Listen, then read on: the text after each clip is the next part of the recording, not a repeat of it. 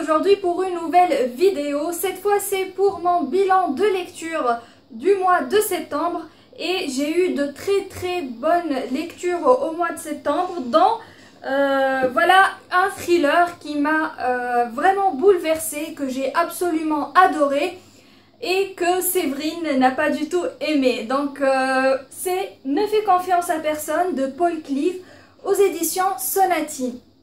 Pour la petite histoire, j'ai piqué ce livre à ma très chère amie Sonia de la chaîne Serial Reader et en fait dès que je l'ai vu, je n'ai pas pu m'empêcher de le prendre parce que j'avais envie de découvrir justement la plume de Paul Cleave depuis un bon moment et voilà, j'ai décidé de le découvrir avec celui-là et qu'est-ce que j'ai bien fait parce que pour moi, ça a été un énormissime coup de cœur. Donc, ne fais confiance à personne. Je lui ai donné 5 étoiles sur Goodreads. Et franchement, je ne donne pas facilement 5 étoiles. Mais celui-là, pour moi, il le méritait amplement. Je vais vous expliquer bien sûr ça tout de suite. Donc, l'histoire se déroule autour de Jerry Gray, qui est un auteur de polar assez connu. Et Jerry Gray en fait souffre de Alzheimer précoce. Ce livre est un peu compliqué à expliquer parce qu'il existe plusieurs trames qu'on doit suivre. La chronologie n'est pas linéaire, donc on suit plusieurs temps différents. Et c'est pas vraiment des flashbacks, mais c'est des petites fenêtres du passé qui vont nous permettre de comprendre comment Jerry en est arrivé du moment où on lui a fait le diagnostic de son Alzheimer précoce jusqu'au moment où voilà, on le retrouve dans un poste de police en train d'être interrogé à propos d'un meurtre. Entre-temps, on va suivre cette histoire de meurtre et pourquoi en fait Jerry est impliqué dans cette histoire. Le truc c'est que puisque Jerry justement est atteint d'Alzheimer, il n'a pas une très bonne mémoire, c'est le moins qu'on puisse dire. Et on se demande tout au long du roman, est-ce qu'il a commis ces meurtres, est-ce qu'il n'a pas commis ces meurtres, est-ce qu'il sait qui a commis ces meurtres, est-ce qu'il ne le sait pas, on ne sait pas exactement. Parce que justement, Jerry confond réalité et fiction, puisqu'il pense qu'il est le meurtrier qu'il décrit dans ses propres romans. Donc c'est une histoire très psychologique qui suit parfaitement l'évolution de la maladie d'Alzheimer et c'est ce que j'ai adoré dans cette histoire, en dehors du fait que Paul Cleave a une plume absolument extraordinaire. Alors Séverine dit souvent que que le style de Paul Cleave est assez spécial, je ne sais pas, il m'a plu, franchement il m'a touchée, j'ai adoré son style et j'ai adhéré du premier chapitre. Et le truc c'est que la maladie d'Alzheimer, je l'ai vécue avec mon grand-père et c'est une maladie qui n'affecte pas seulement la personne mais aussi toute la famille et c'est vraiment quelque chose de très difficile à vivre.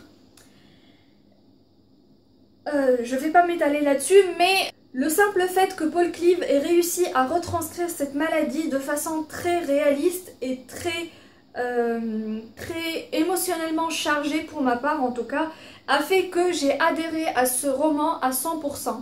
Cela ne veut pas dire que l'enquête n'est pas géniale ou quoi que ce soit, j'ai adoré la façon dont il a mené son enquête et j'ai adoré comment il a réussi à combiner voilà, une enquête classique pour meurtre avec la maladie d'Alzheimer, avec tout ce qu'elle apporte comme problème de mémoire et voilà, donc on peut même pas comment dire,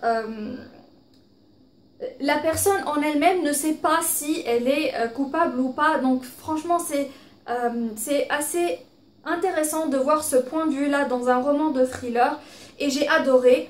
D'autant plus que la fin est juste extraordinaire. Je ne sais pas pour quelqu'un d'autre peut-être trouverait la fin peut-être un petit peu trop pessimiste, mais j'ai trouvé que elle collait parfaitement avec la réalité et c'est ce qui peut vraiment arriver à n'importe quelle personne atteinte d'Alzheimer qui se retrouve voilà, dans la même situation que Jerry Gray. Pour tout vous dire, je crois que c'est une des meilleures lectures que j'ai eues pour 2017. Oui, pour dire, j'ai adoré, c'était vraiment une excellente lecture.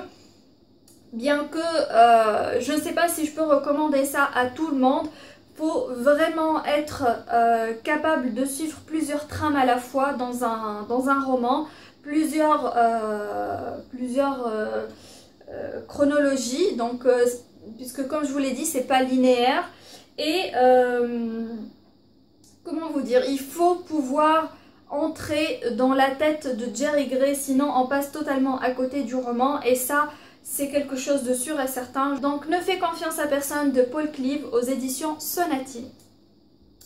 Je passe ensuite à une autre lecture qui a été un énorme coup de cœur.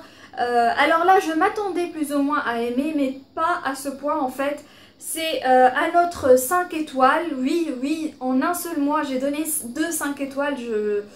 Voilà, c'est quelque chose qui ne m'est jamais arrivé depuis très longtemps. Enfin, qui ne m'est pas arrivé depuis très longtemps. Et je veux parler bien sûr de Furiously Happy, A Funny Book About Horrible Things de Jenny Lawson.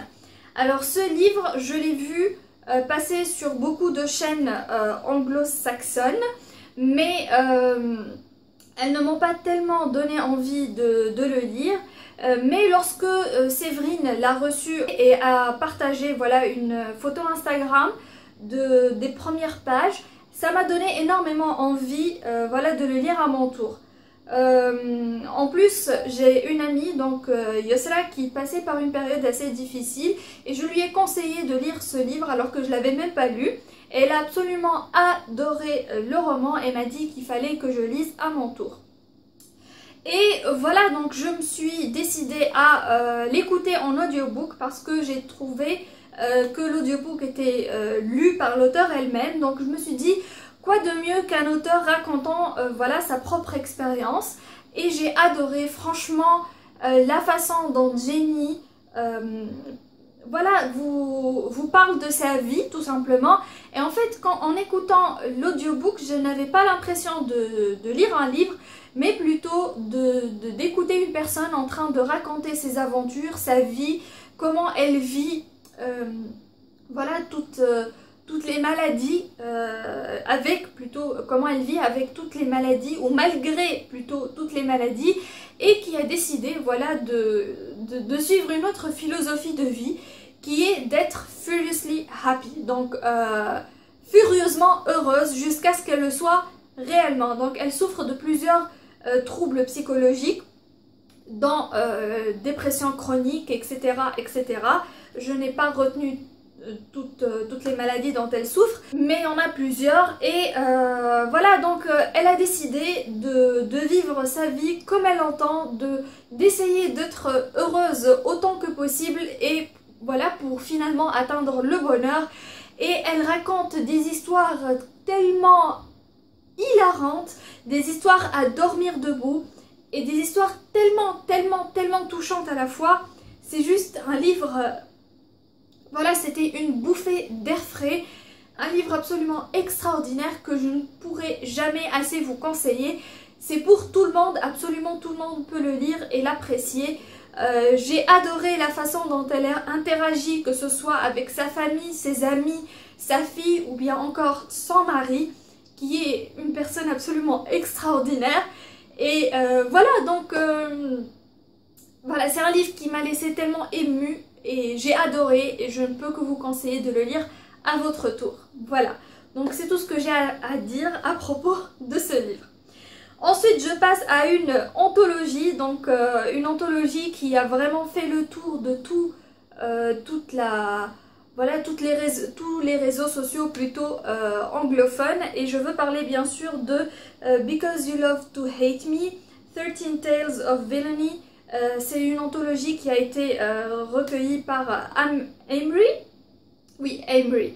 Et j'ai des avis assez mitigés par rapport à cette anthologie, parce que voilà, comme c'est une anthologie, donc il y a plusieurs nouvelles et il y a plusieurs auteurs qui écrivent ces nouvelles.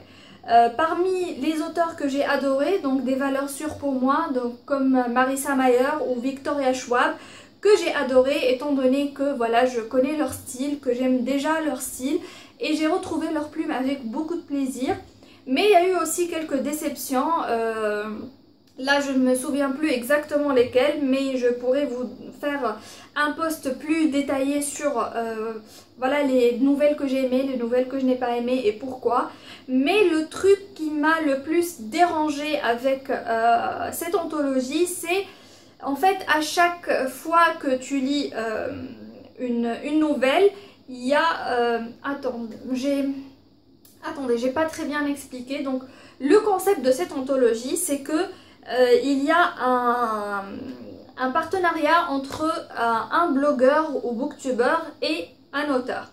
Et voilà, donc c'est l'auteur, le blogueur ou booktuber qui va proposer une histoire, enfin l'idée de l'histoire, et c'est l'auteur qui va rédiger cette histoire. Le truc c'est que dans l'anthologie on va retrouver la nouvelle et puis après il y a le texte que le blogueur ou bien booktuber a envoyé à l'auteur pour qu'il écrive cette nouvelle. Alors j'ai trouvé que cela ne nécessite pas forcément voilà, toute une rédaction de plusieurs pages, puisque certains ont vraiment écrit genre leur propre histoire complètement quoi, mais je veux dire ils ont écrit leur propre histoire par rapport voilà, à l'idée qu'ils ont proposée à l'auteur. Donc j'ai trouvé ça vraiment de trop, ce n'était pas du tout nécessaire. Et j'aurais préféré qu'il donne juste l'idée qui a inspiré cette nouvelle sans pour autant développer à ce point-là. Donc pour ma part ça a été un avis très mitigé puisque comme je vous l'ai dit j'en ai adoré certaines, j'en ai pas du tout aimé certaines. Donc je peux pas vous dire si j'ai aimé ou pas. Je passe ensuite à du MM. Pour cela, je vais vous parler de Blessures muettes de FV Estier. Ça, c'est un SP de MXM Bookmark que j'ai reçu au début du mois de septembre. Ce livre va parler justement de handicap, puisque un des deux personnages principaux va être malentendant. Ce prémisse m'a beaucoup intéressée parce que j'aime plus ou moins lire voilà, des romans qui parlent que ce soit de handicap mental ou bien de handicap physique. Je trouve que c'est intéressant de découvrir ces points de vue là à travers des romans contemporains. Je trouve que de temps en temps c'est intéressant de découvrir ces points de vue, voilà, de découvrir la façon dont ces personnes vivent leur handicap au jour le jour, et ça donne de nouvelles perspectives. C'est très intéressant aussi de se mettre dans la peau de quelqu'un d'autre. J'ai suivi cette histoire entre Noah et Hayden avec beaucoup de plaisir. J'ai adoré la façon, enfin le style de l'auteur, mais j'ai aussi aimé la façon dont l'auteur a amené ces deux personnages ensemble, la façon dont elle a fait que chacun va être le remède de l'autre à sa façon. Donc Noah est celui qui est malentendant et Hayden a été victime d'un accident de voiture qui a causé la mort de son frère dont il était super proche et qu'il a laissé donc avec énormément de cicatrices sur le corps. Ces deux-là sont deux personnes meurtries par la société, par plusieurs personnes qui les ont côtoyées et par le sort qui leur a été réservé. Du coup, ils trouvent un petit peu un havre de paix l'un en l'autre et c'est ce que j'ai adoré. C'est une romance mignonne mais en même temps elle traite de sujets assez lourds et voilà, comme je vous l'ai dit, c'est un roman assez léger, même si voilà, il y a des moments qui sont assez émotionnellement chargés. Et voilà, donc le truc c'est que le livre il est assez court, j'aurais préféré qu'il soit un petit peu plus long que ça pour que l'auteur puisse développer un petit peu plus, que ce soit l'histoire ou bien les personnages, parce que là je me suis attachée à eux et j'aurais bien aimé passer un moment un peu plus long avec eux. Donc je passe ensuite à Puis les étoiles tombent de Brandon Witt, toujours aux éditions MXM Bookmark. Et là, on va suivre Travis et Wesley. Donc pour cela, on va se retrouver en fait dans une petite ville de campagne et on va suivre pas un vrai agriculteur, mais enfin bon, il travaille dans l'agriculture, je sais plus exactement c'est quoi, mais il a une boutique qui vend tout ce qui est fertilisant, etc. etc. Et Wesley qui est vétérinaire et qui en a un petit peu marre de ce qui lui est arrivé lorsqu'il était voilà, dans une grande ville aux États-Unis. Et il revient dans cette petite ville d'où est originaire sa mère pour vivre dans la maison de ses grands-parents qui ont décédé il y a quelques années. Et il va travailler donc chez la clinique locale vétérinaire, bien sûr. Et ils vont voilà, finir par se rencontrer à cause de la maladie du chien de Travis. Cette rencontre va les amener voilà, à se côtoyer de plus en plus souvent. Et surtout que Wesley va devenir ami avec la sœur de Travis. Le truc c'est que Travis lui-même est traumatisé par la mort de sa femme. C'est la mort voilà, de sa meilleure amie, de sa compagne de vie, celle avec qui il avait prévu de passer le restant de ses jours. Mais voilà, donc lorsqu'il rencontre Wesley et que petit à petit il commence à s'ouvrir à lui, il commence à envisager l'idée de passer à autre chose, de continuer sa vie et aller de l'avant. Mais là, ça pose le problème de la mémoire de sa femme qui est morte. Donc j'ai oublié de préciser que Travis est bisexuel. Donc voilà, c'est pas comme si du jour au lendemain, il s'est découvert un penchant pour les hommes. Mais voilà. Donc le truc c'est que j'ai aimé la façon dont l'auteur a amené cette histoire, étant donné que c'est pas un coup de foudre et ils tombent tout de suite dans les bras l'un de l'autre. Ça met du temps à se développer et j'ai trouvé que c'était bien parce que je ne pense pas qu'une personne ayant vécu un tel traumatisme puisse passer à autre chose aussi facilement. Et surtout que Wesley aussi, il est passé par une période très difficile, donc c'est pas comme si du jour au lendemain il va se décider à se jeter dans les bras du premier venu. Donc j'ai aimé cette évolution assez lente pour certaines personnes peut-être, puisque Aurore a trouvé que c'était un développement très très lent. Mais elle m'a prévenue, donc je savais à quoi m'en tenir. Peut-être que c'est pour ça que j'ai pu passer outre. Mais voilà, donc j'ai aimé vraiment la façon dont l'auteur a amené cette romance, la façon dont elle s'est construite. Comment petit à petit ils ont réussi voilà, à faire imbriquer leur vie l'une dans l'autre. Surtout que Travis est père de famille, qu'il a voilà, beaucoup de responsabilités, que c'est une petite ville aux États-Unis, donc forcément il va y avoir beaucoup de préjugés et de réactions négatives de la part voilà, de la petite ville, de ses habitants plutôt. Et aussi Wesley qui, bien sûr, il a pas de se retrouver dans une... Enfin, en même temps, quand on sort avec un père de famille, c'est qu'on ne sort pas seulement avec le père, il faut aussi prendre en compte toute la famille, donc les enfants, la dynamique de la famille et tout ça. Et c'est pas toujours facile à appréhender. Et j'ai beaucoup aimé la façon dont cela a été traité. Voilà, donc ça a été quand même une lecture très agréable. J'ai passé un bon moment. Je passe ensuite à Fast Connection, donc qui est le tome 2 de Cyber Love, écrit à 4 mains par Santino Hassel et Megan Erickson. Donc ça, c'est une série que j'ai commencé avec Rencontre virtuelle, donc en français chez MXM Bookmark, et j'ai adoré. Voilà, c'était une lecture absolument incroyable, j'ai adhéré à 100%. Et je n'ai pas pu attendre voilà, la sortie du tome 2 en français. J'ai pas pu me retenir plus longtemps et j'ai décidé de le lire en VO. Donc Fast Connection va suivre un des personnages secondaires du premier tome. Donc on va suivre David qui a été le compagnon d'armes de Gareth du premier tome.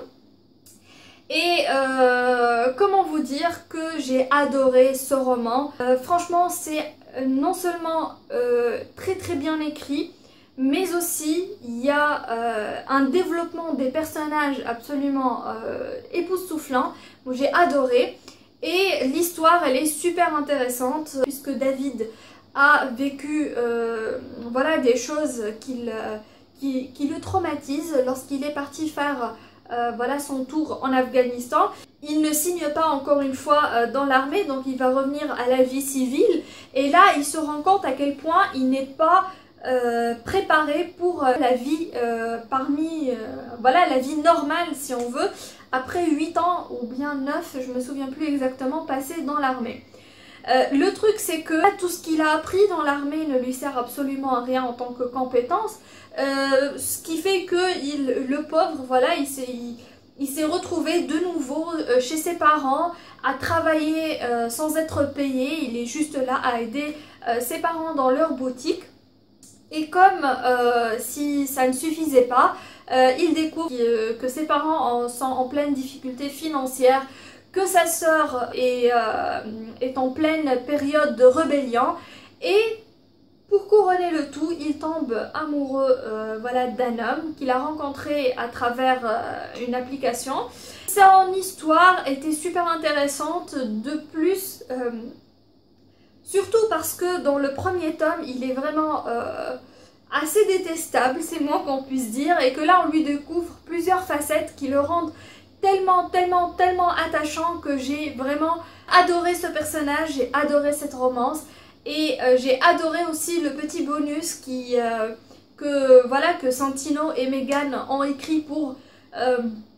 faire un petit crossover entre le couple du tome 1 et le couple du tome 2. Donc j'ai vraiment adoré.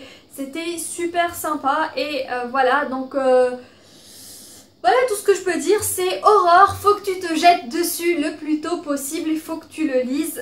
Toi qui adores maintenant Santino Hassel autant que moi, je suis sûre que tu vas adhérer à 100%. Ensuite je passe à une lecture aussi qui a été un coup de cœur. Là je vous présente la petite pochette, donc c'est Gati de chez Jihan Sharad, donc elle fait vraiment de très jolies choses. Et je mets souvent voilà, mes poches ici. Ça ne prend pas énormément de place dans un sac à main ou dans une sacoche. Et c'est vraiment très pratique. Donc cette fois, je vous parle... Oui, je vous parle de La Voix secrète de Michael Mansion aux éditions 10-18 dans la collection Grand Détective. Donc ça, c'est du polar historique. Donc là, on va se retrouver au 19e siècle à Paris, sous le règne de Louis-Philippe. Et là, en fait, on va suivre plusieurs points de vue, puisque à chaque fois, on va se retrouver à lire un chapitre d'un point de vue différent. Donc on va avoir... l'enquêteur qui va enquêter sur une série de meurtres d'enfants. Donc ça va être Allard, le chef de la sûreté. Ensuite on va avoir le célèbre poète et assassin Pierre-François Lassner. Il va y avoir le bras droit de Allard, donc qui s'appelle Candler. Enfin je sais pas comment on va le prononcer, mais bref. Le truc c'est que j'ai retrouvé avec énormément de plaisir la plume de Michael Mansion qui est juste extraordinaire. Voilà, je suis tombée amoureuse de la plume de cet auteur depuis que j'ai lu Bienvenue à Cotton's Warwick, que j'ai absolument adoré, qui a été un coup de cœur magistral. Et là, bon, ça n'a pas été un coup de cœur au point... Voilà, au même niveau que celui de Bienvenue à Cotton's Warwick, mais j'ai adoré aussi La Voix secrète, mais il faut dire que c'est deux styles complètement différents et on ne peut pas vraiment les comparer. Pour celui-là, ça commence avec les meurtres de plusieurs enfants, donc de jeunes enfants qui sont décapités et placés dans des endroits stratégiques qui rappellent en fait les meurtres de Pierre-François Lassner. Donc Lassner, il se trouve à la conciergerie, donc en prison, en attendant son exécution. Et il cherche, voilà, ce meurtrier qui est vraiment insaisissable. Et puisqu'il est clair pour eux que cet assassin est vraiment un fanatique de... plutôt fan, enfin je sais pas. Fan, est-ce qu'on peut dire fan? enfin plutôt qu'il est très intéressé par ce qu'a fait Lassner. Ils vont demander l'aide de ce dernier pour résoudre ces meurtres, sauf que ça ne va pas se passer comme ils l'entendaient. Voilà, il va y avoir beaucoup de rebondissements, beaucoup de réflexions philosophiques, d'études de la société française à cette époque-là, qui est une époque vraiment pas stable du tout. C'est une ambiance très très oppressante. Et à tout cela s'ajoutent les différents meurtres qui sont en train de se produire et l'ambiance à Paris devient absolument toxique.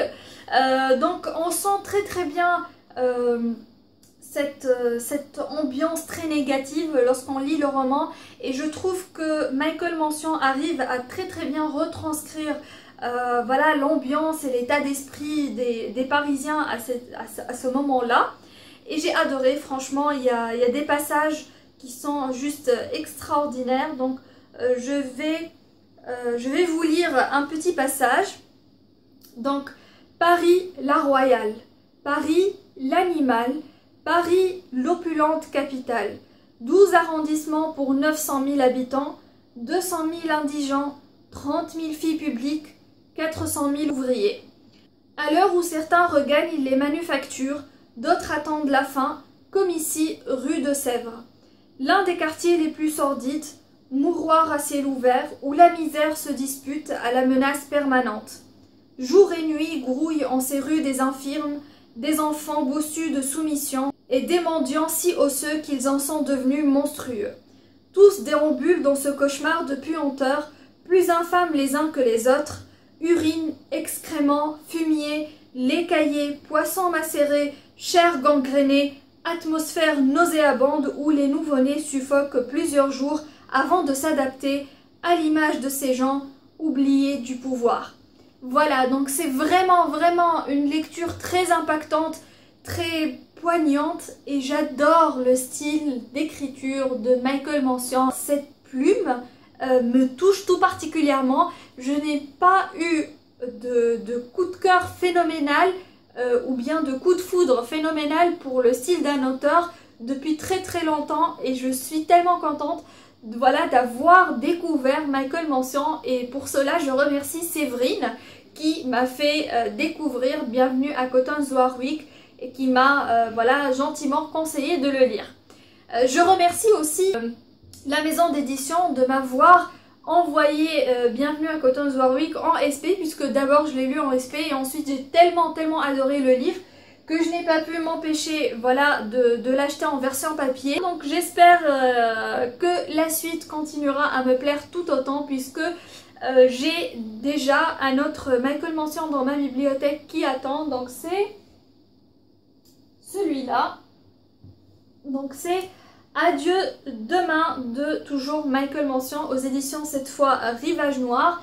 Et encore une fois on change complètement de registre, puisque c'est un livre qui est totalement différent des deux autres que je lus de cet auteur. Ce qui me reste à vous dire, c'est non, avant de conclure, j'ai ma petite Funko Pop de Deadpool. Et oui, donc j'ai encore lu des volumes de Deadpool. Donc j'ai lu Deadpool Volume 1, donc Dead Presidents, que j'ai beaucoup aimé, même si voilà, c'était pas aussi bien que d'autres que j'ai lu de Deadpool. Franchement, c'était comme d'habitude avec Deadpool, complètement délirant. Et j'ai aussi lu X-Men Origins de voilà, donc Deadpool. Et là en fait Deadpool décide de faire une audition pour des réalisateurs afin qu'ils fassent un film Origins pour lui, donc pour son histoire, ses origines, et que vous pouvez vous y attendre. Donc avec Deadpool ça dégénère complètement, et comment vous dire que ça part dans des délires absolument incroyables, et j'adore la façon dont voilà, dans l'histoire va se dérouler et tout ça, comment lui va raconter son histoire, comment à chaque fois les réalisateurs vont voir son histoire, et finalement ce que ça va donner comme résultat au grand écran. tout en sachant que j'ai regardé l'adaptation qui a été faite. Voilà, c'était super intéressant comme lecture et j'ai adoré. Donc c'est tout pour mon bilan de lecture du mois de septembre. J'espère que ça vous a plu, que ça vous a donné envie de lire ces livres et je vous fais de gros bisous et je vous dis à très bientôt. Bye bye.